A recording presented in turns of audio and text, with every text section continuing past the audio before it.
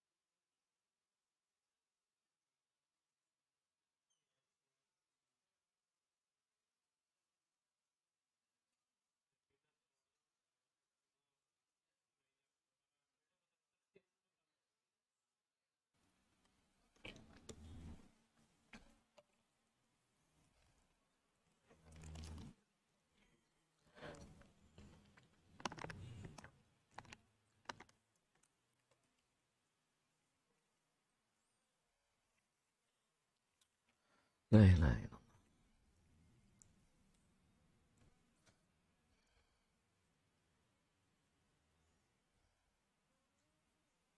Hmm? Baik.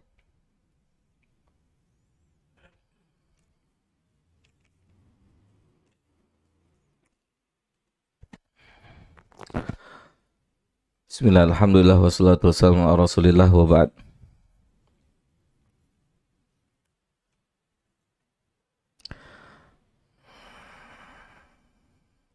Yuk kita mulai dan kita murojaah sedikit. Jadi biasain, saya akan biasakan ketika kita sebelum masuk kepada materi yang akan kita bahas, kita mulai dari materi sebelumnya. Ada yang mau bertanya tentang materi sebelumnya di Kitab Tauhid?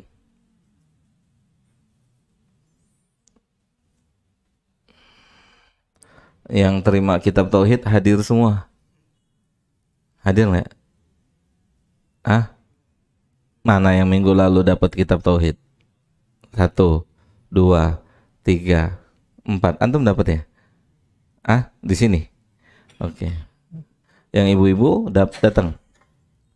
Datang semua ya, Bu? Alhamdulillah. Masih kuat, Bu? Kuat ya, insyaallah ya. Insyaallah. Mudah-mudahan Allah bantu. Allah tolong. Baik, jamaah. Ada pertanyaan dari pembahasan di Kitab Tauhid? Kalau nggak ada, kita melanjutkan.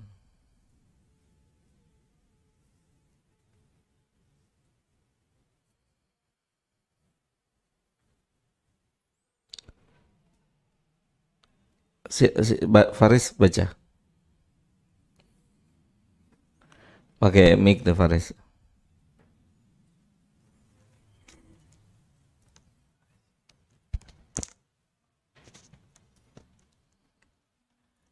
Kitab Tauhid di halaman ke-7.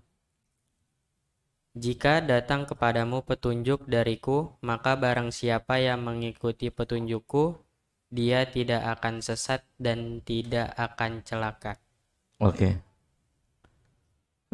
Benar sampai di situ? Di bawahnya lagi, Ustaz. Ah? Kenapa? Ah, situ. Mantik, pertanyaannya mantik ya.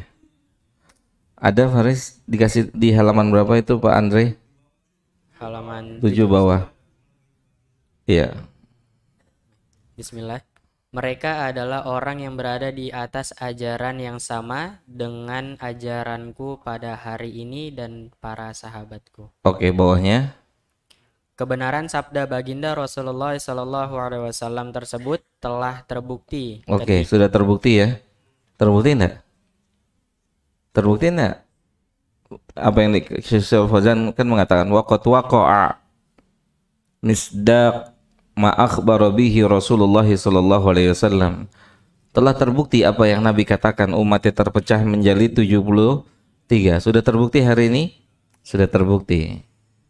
Sudah terbukti. Kemudian lanjut. ketika sebagian manusia membangun akidahnya di atas landasan selain kitab Nah, dan ini as-sunnah. pertanyaan Pak Dedi ya. Minggu lalu Pak Dedi juga nanya kan. Padahal sebagian saudara kita juga menggunakan Al-Quran dan Sunnah. Semuanya kan menggunakan Al-Quran Sunnah ya.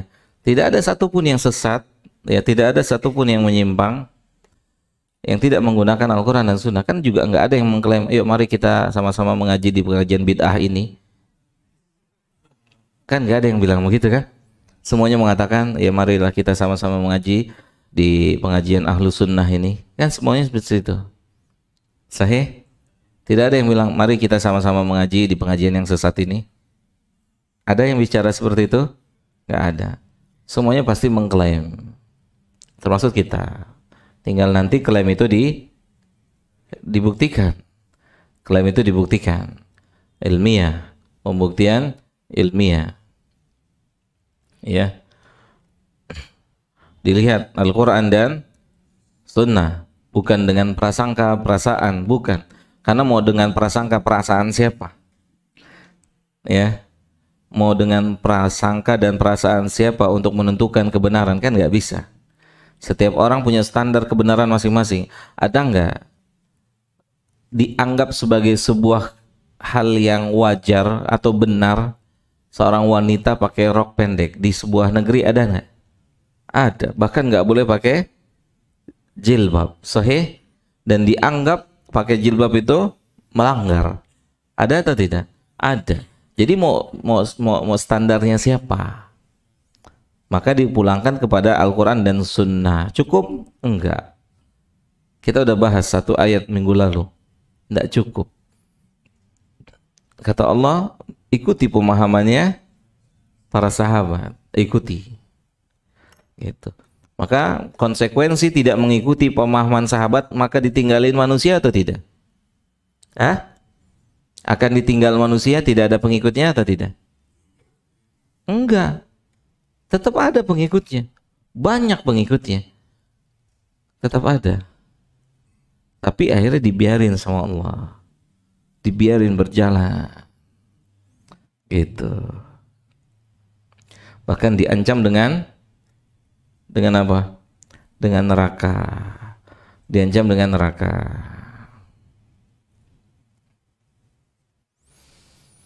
Minggu lalu sampai di sini ya pembahasannya ya.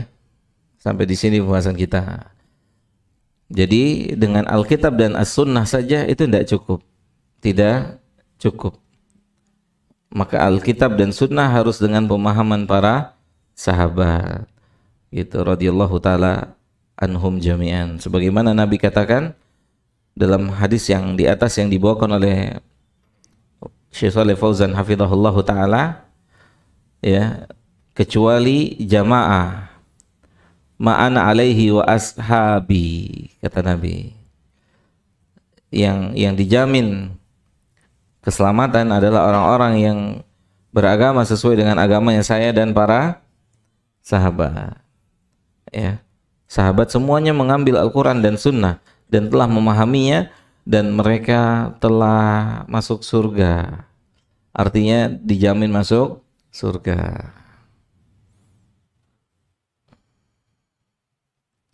Dan ternyata jamaah, untuk bisa memahami atau untuk bisa menerima Al-Quran dan Sunnah itu harus difahami dengan pemahaman sahabat. Itu nggak gampang ternyata untuk masuk ke situ. Itu butuh taufik dari Allah. Padahal teorinya gampang ya. Teorinya gampang nggak? Teorinya gampang. Tapi untuk masuk ke situ taufik dari Allah tuh, kita butuh taufik Allah. Maka kita harus bersyukur atas nikmat ini. Nikmat apa? nikmat mau memahami agama dengan pemahaman sahabat. Ini nikmat yang besar, tinggi, mulia. Ya, karena kita tidak hanya mendapatkan Al-Quran dan Sunnah, tapi kita mendapatkan nikmat berusaha memahami Al-Quran dan Sunnah dengan pemahamannya salaf. Maka kalau tidak, akan terjadi kerusakan di mana-mana. Tafarruq. Saya kasih contoh ya.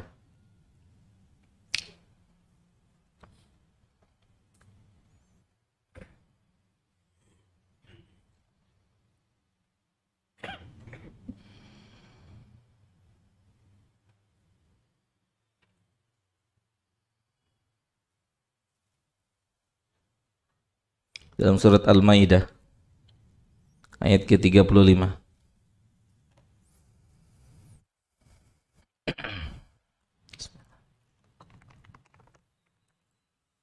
Silakan.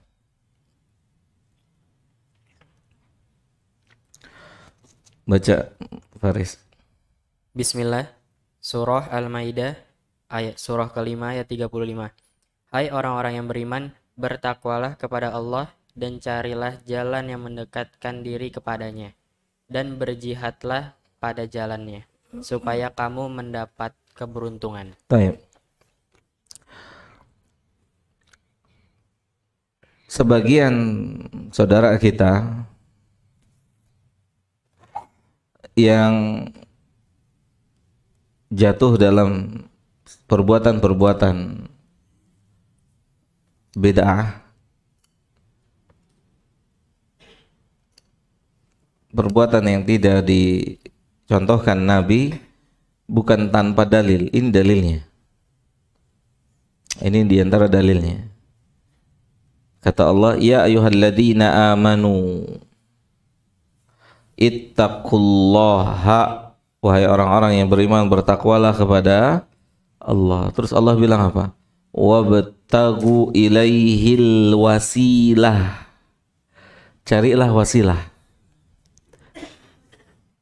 Ini ayatnya. Boleh berwasilah, tapi dipahami secara mujmal, umum. Pemahaman mereka wasilah. Jadi kubur, mendatangi kubur, minta sama kubur, itu wasilah aja.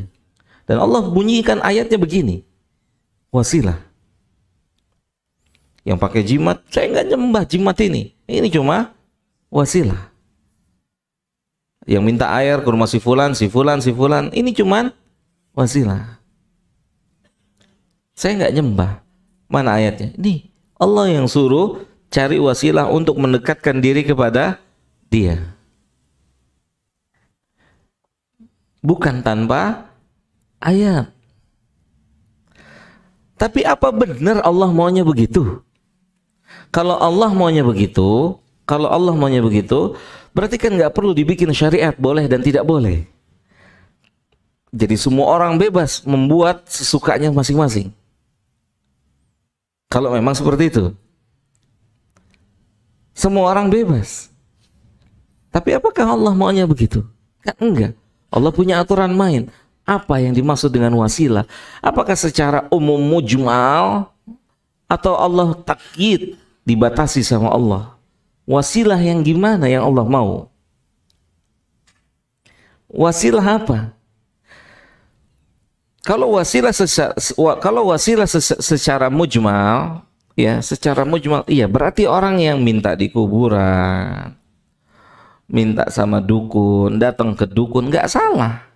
Kalau memang maunya Allah begitu, sahih, nggak salah. Bisa dipahami sampai sini? Tetapi apakah Allah maunya seperti itu? Taunya dari mana? Kita harus cari tahu. Yang bicara siapa? Allah. Cari taunya dari mana? Ya dari Dia juga yang ngomong. Bagaimana? Lihat ayat lain, lihat hadis lain, lihat keterangan ulama. Dengan ayat ini yang Allah mau tuh ini, maunya begini. Jadi tidak dengan pemahaman kita. Jelas? ketika ayat ini sesuai dengan pemahaman kita, jadilah bermacam-macam, beraneka ragam. Tanya dong yang bicara siapa? Allah. Cek, lihat, buka tafsir. Bagaimana kata para sahabat saat Nabi mendatangi istrinya. Berapa istrinya? 12 sebelum meninggal. Satu malam, satu kali mandi. Paham nggak? Fahim tuh, kalau ini fahim tuh gitu kan. Satu malam, Anas bin Malik bilang, Ibnu Katsir menyebutkan dalam tafsirnya, kata Anas bin Malik, kami melihat Nabi mendatangi 12 rumah istrinya dalam satu malam. Fahimna tuh kan. 12. Itu. Anas bilang apa? Dan kami menduga Nabi punya kekuatan lebih dari 30 orang atau berapa lebih kita. Sallallahu alaihi wasallam. 12 orang satu kali mandi. Itu begitu maksudnya. Lihat apa pemahaman ini. Sahabat lihatnya gimana? Karena sahabat yang tahu. Paham? Karena sahabat yang tahu kondisinya. Jangan difahami sendiri. Tidak bisa. Lihat tafsir. Apa kata para ulama? Paling tidak sahabat bicara apa tentang perbuatan Nabi ini? Lihat sahabat. Jelas sampai sini? Lihat sahabat. Sahabat gimana? Tentang ayat ini bagaimana sahabat? Apakah setelah ini sahabat merdeka melakukan sesuatu walaupun sesuatu itu tidak diajarkan oleh Nabi? Enggak. Kalau merdeka seharusnya sahabat yang mau puasa setiap hari enggak dikomentarin sama Nabi. Ya enggak? Paham sampai sini? Ada sahabat dia mau puasa, udah puasa atau belum? Belum, baru mau puasa. Itu bedanya sahabat sama kita. Nanya dulu baru beramal. Kalau kita beramal dulu baru nanya. Makanya susah ninggalin amalnya. Gitu. Seharusnya tanya dulu. Kan kalau beramal dulu gengsi ninggalin. Ya nggak Pak Gatot? Gengsi. Makanya sebelum beramal tanya dulu. Itu sahabat tuh tanya dulu. Mereka mau beramal, mau puasa setiap hari. Terus apa lagi? Tidak kawin, rugi dong. Gitu. Ya Pak ya, tidur. Tidak kawin. Apalagi satu lagi? Qiyamul Lail, enggak tidur. Kedengeran sama Nabi kan? Nabi temuin, disalahin enggak? Kenapa disalahin? Berarti ketika disalahin ayat ini enggak bersifat umum. Kalau ayat ini bersifat umum, seharusnya dibiarin sama Nabi. Kan mereka melakukan itu membuat wasilah atau bukan? Wasilah untuk apa? Mendekatkan diri pada Allah. Ternyata dikomentarin sama Nabi dan disuruh hentikan. Nabi bilang apa pertama sama mereka? Ana atqakum, ana orang paling bertakwa. Jadi cukupkan dengan apa yang saya contohkan. Bisa difahami sampai sini? Ayat ini dalil untuk sebagian saudara kita yang melakukan amalan-amalan yang tidak dicontohkan. Ini buktinya kita disuruh cari apa? Wasilah. Tapi menurut pemahamannya. Jelas Pak sampai sini? Makanya dibutuhkan ayat ini penjelasan. Penjelasan dari siapa? Para sahabat yang mendapat ayat ini gimana? Apakah mereka merdeka setelah itu? Dalam artian mereka merdeka, mereka bisa berbuat sesuka hati mereka dan kemudian apa yang pun yang mereka lakukan dibenarkan? Enggak.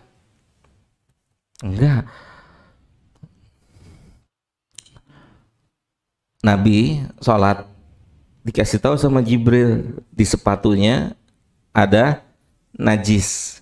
Dibuka sepatunya, sendalnya dibuka. Itu sahabat yang di belakang ngikutin buka. Hah?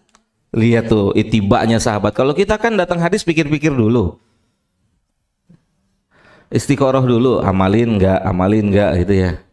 Ini sahabat ngelihat Nabi lagi sholat sendalnya dibuka, dicopot. Karena apa? Jibril kasih tahu di bawahnya ada najis. Dicopot sama Nabi. Sahabat yang sholat di belakangnya semuanya cukup ikut nyopot. Sesudah sholat Nabi balik badan, sendalnya dicopot semua. Loh, kata Nabi, kenapa antum copot? Kata sahabat apa? Kan antum copot. Ana copot karena ada najis. Lihat. Jelas? Gitu. Ada yang dibolehkan, kalau dibolehkan oleh Nabi, tidak dibolehkan oleh Nabi, ya tidak boleh. Paham sampai sini? Inilah manhajus salaf. Ya, yang semuanya dikembalikan kepada para sahabat.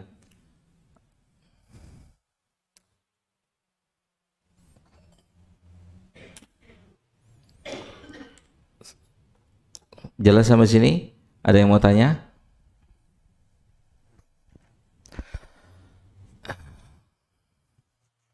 Nggak ada. Yuk dilanjut, silakan.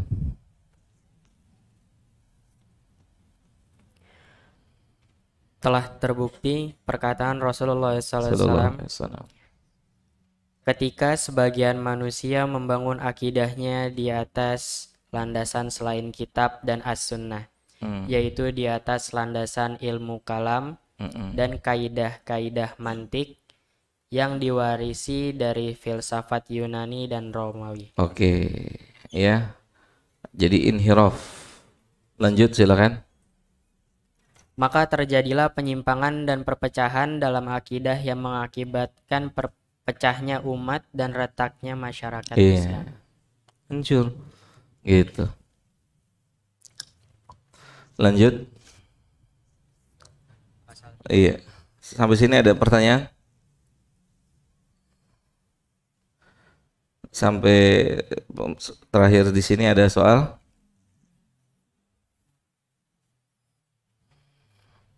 Jadi semua harus kokoh di atas ilmu. Harus kokoh di atas ilmu, merdeka. Jadilah orang yang merdeka. Silakan dilanjut.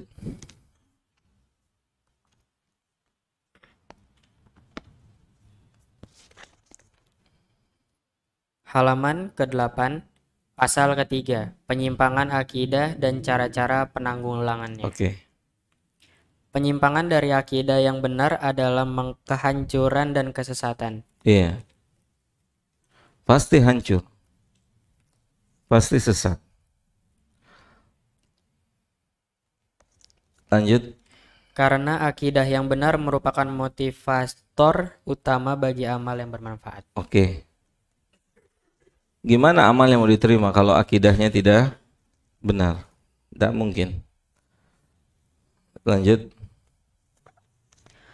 Tanpa akidah yang benar, seseorang akan menjadi mangsa bagi prasangkaan dan keraguan-raguan yang kelama-lamaan mungkin menumpuk dan menghalangi dari pandangan yang benar terhadap jalan hidup kebahagiaan. Ya.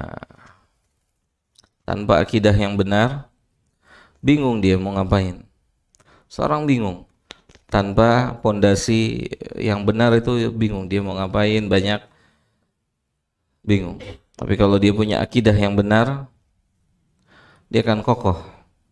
Ya, dia akan kokoh insyaallah dengan pertolongannya Allah Subhanahu wa taala. Lanjut.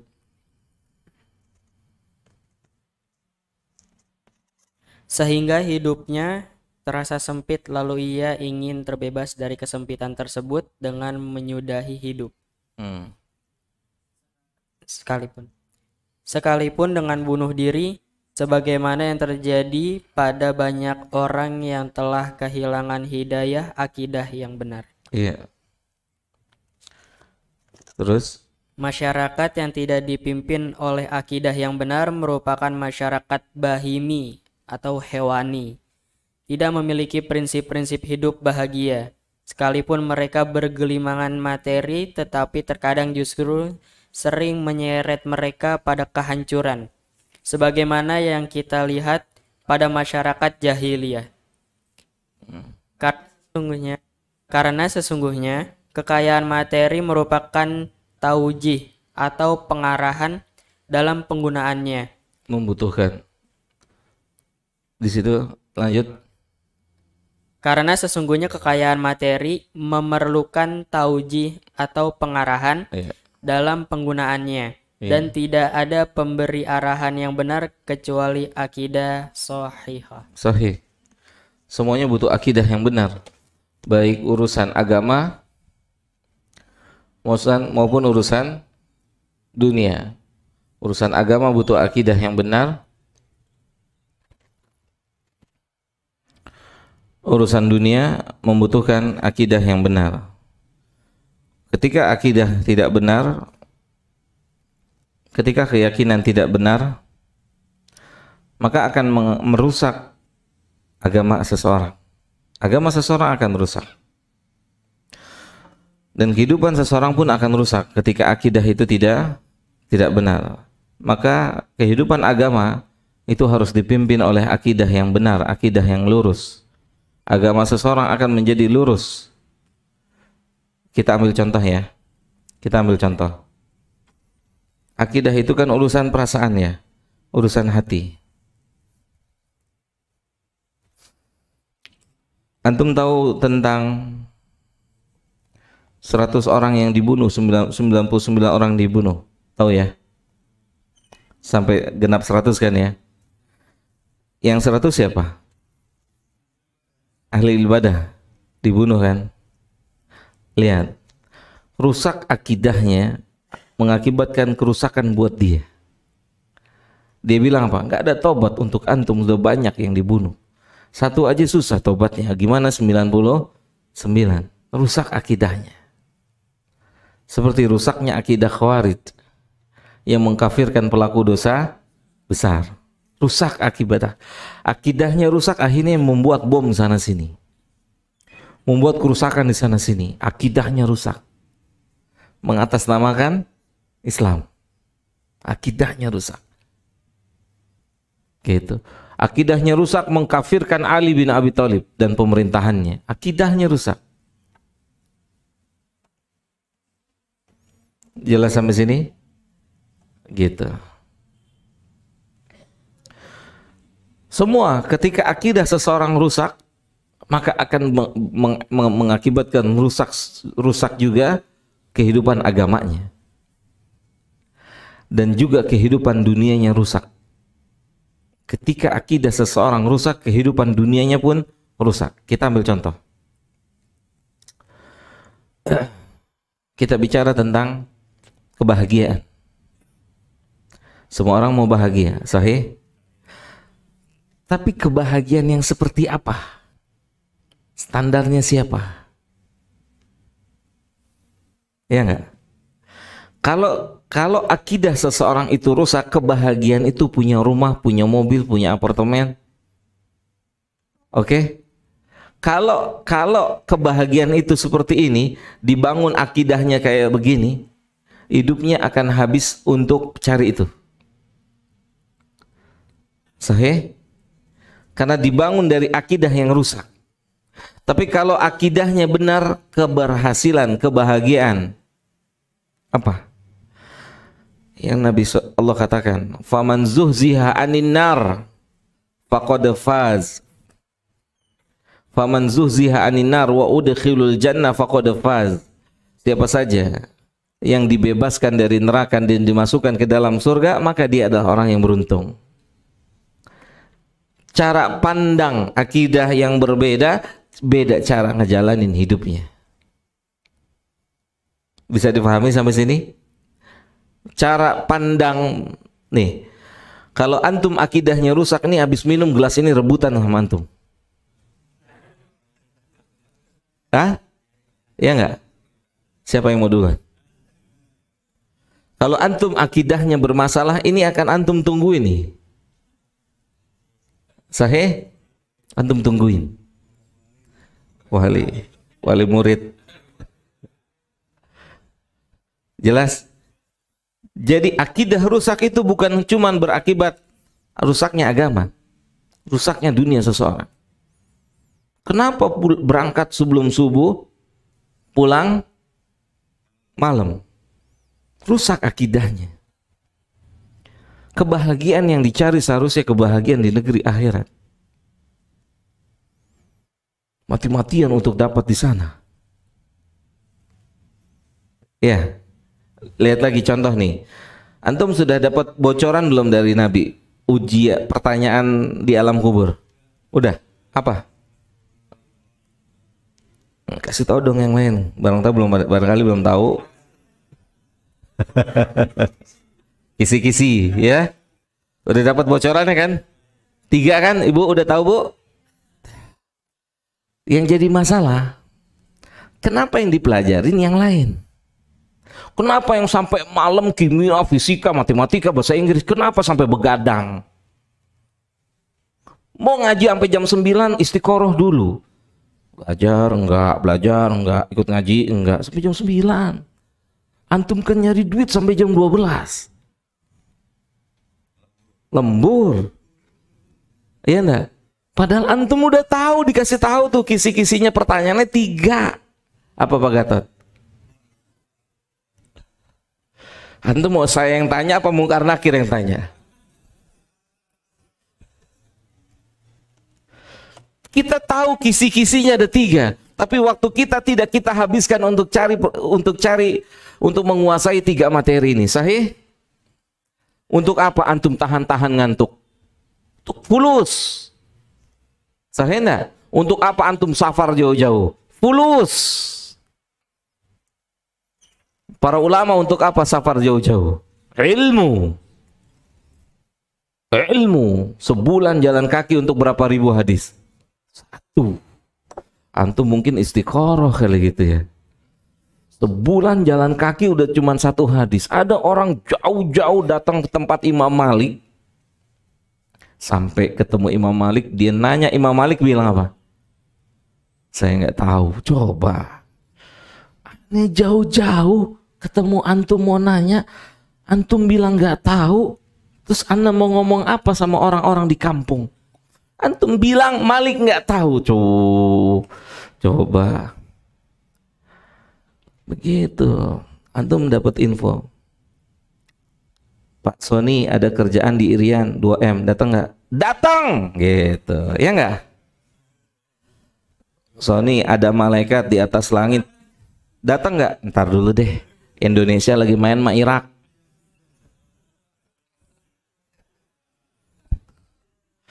Pak Sony, malaikat di atas langit sedang membuka sayap-sayapnya, kan begitu majelis ilmu kan? Saya enggak? Ya kan? Malaikat sedang membuka sayapnya di atas langit, menaungi para penuntut ilmu, memohonkan ampun. Pak Sony mau datang nggak? Seluruh makhluk memohonkan ampun.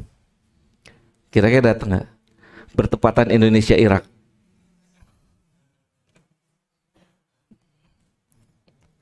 Sahih? Masya Allah.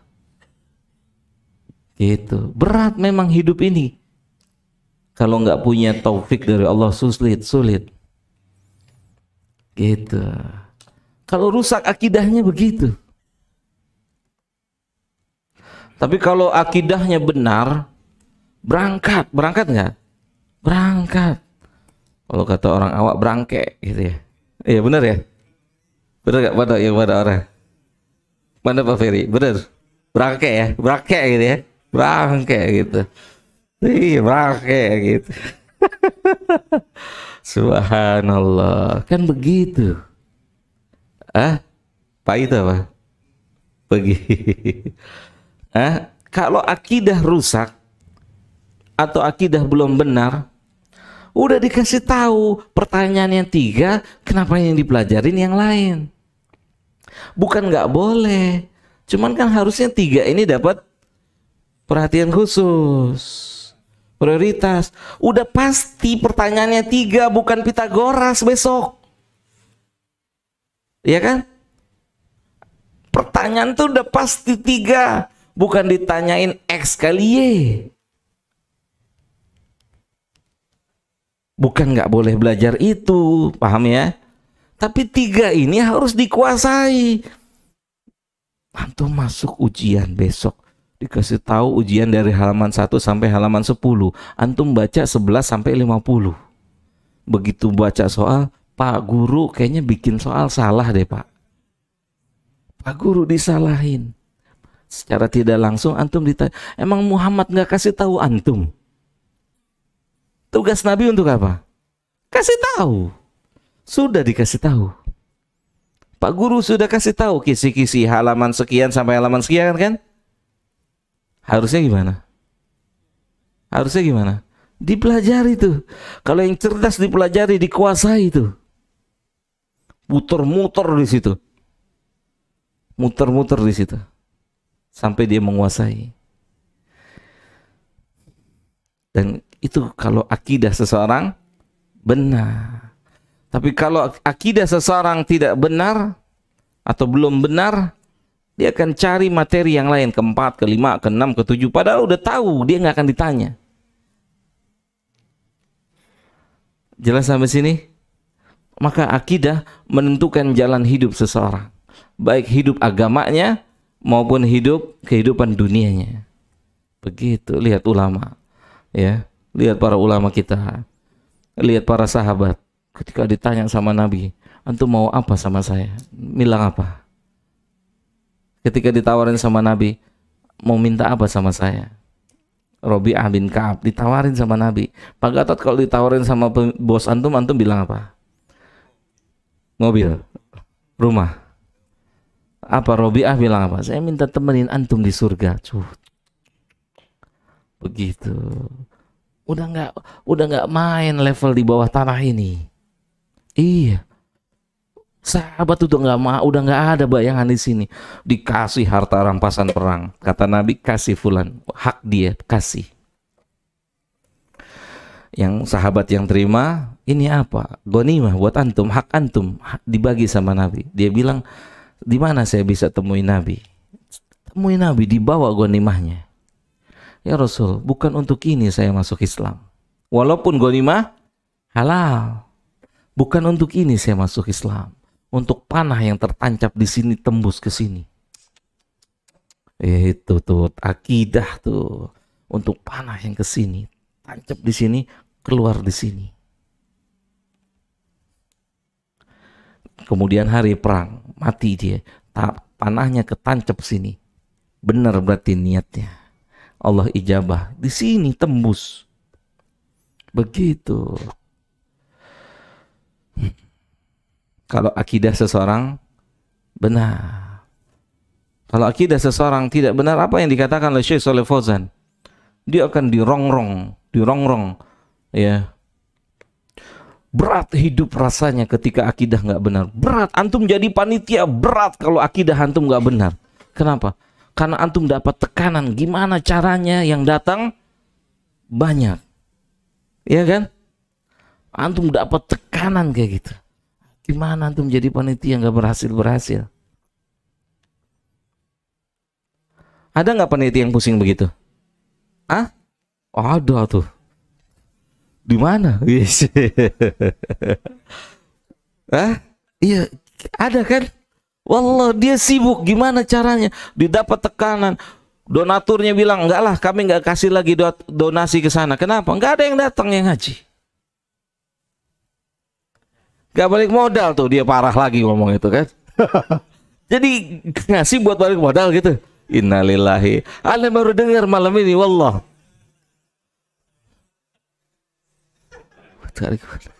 La haula wala quwata illa billah. Ana kasih antum bocoran dari Allah ya untuk cari ustadz. Iya, bocorannya dari Allah.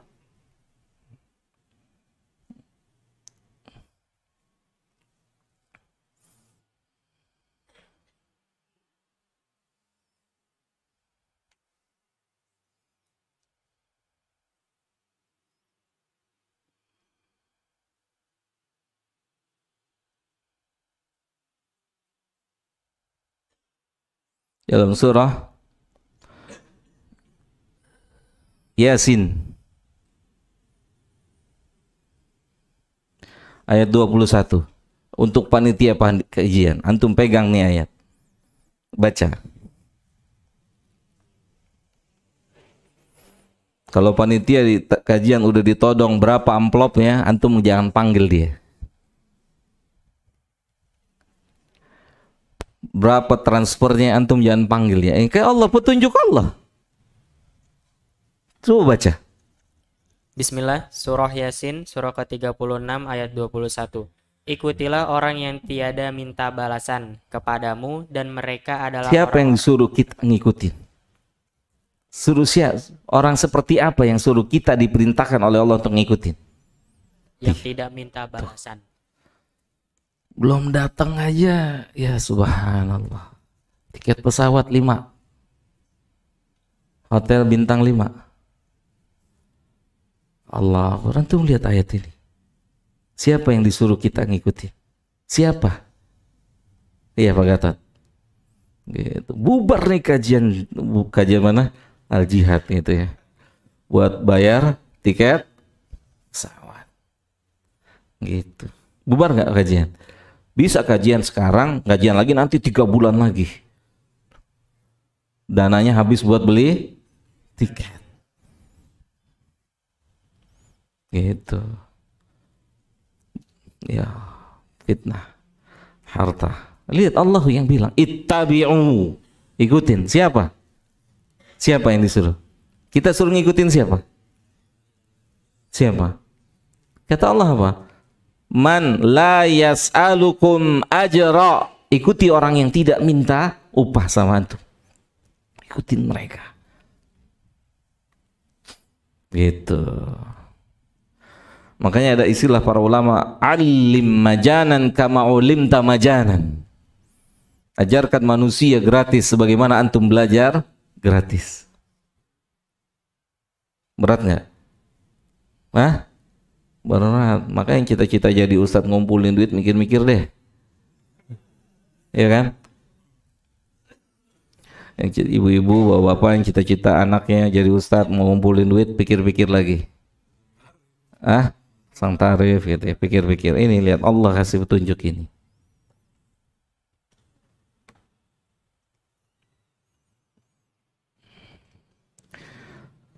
Ada soal? Nggak ada? Udah bel pulang belum? Tet gitu ya. Nggak ada? Kalau nggak ada kita cukupkan sampai sini. Insyaallah kita lanjut di lain waktu. Ya, insyaallah kita lanjut di kesempatan lain waktu. Hah? Wah, tidur dia. Kalau nggak ada kita lanjutkan, nanti kita murojaah lagi di lain waktu insyaallah, mudah-mudahan Allah mudahkan.